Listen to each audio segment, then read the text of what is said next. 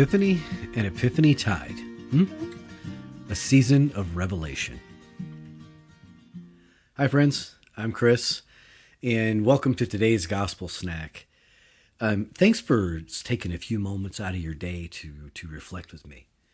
So today I want to talk about Epiphany, and specifically a part of the Catholic tradition that often gets overlooked. Now, this week I've seen a lot of reflections floating around on Epiphany, and I thought, hey Chris, why don't you offer your 2 cents?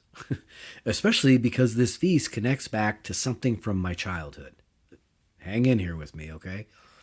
So, growing up, whenever my mom had a sudden insight or a moment of clarity, she'd say, I just had an epiphany. She meant it in the everyday sense, right? A realization, maybe a truth that suddenly became clear. And interestingly, that lines up with the original meaning of the word. Epiphany comes from the Greek, epiphania, meaning appearance or manifestation, revelation, something being shown or made visible, right? And that's exactly what the church celebrates. In the Roman Catholic tradition, Epiphany is not only a feast day, it also opens a short liturgical season called Epiphanytide. And this season highlights 3 key moments when Jesus is revealed in a new way. All right? So first, the Magi, who realize him as the king and offer their gifts. And second, the baptism of the Lord, where the Father's voice reveals Jesus as his beloved Son.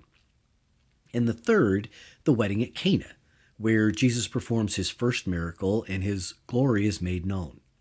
We got 3 moments, 3 audiences, but 1 consistent message. What is that? God desires to reveal himself. And this is where my mom's phrase comes back into play.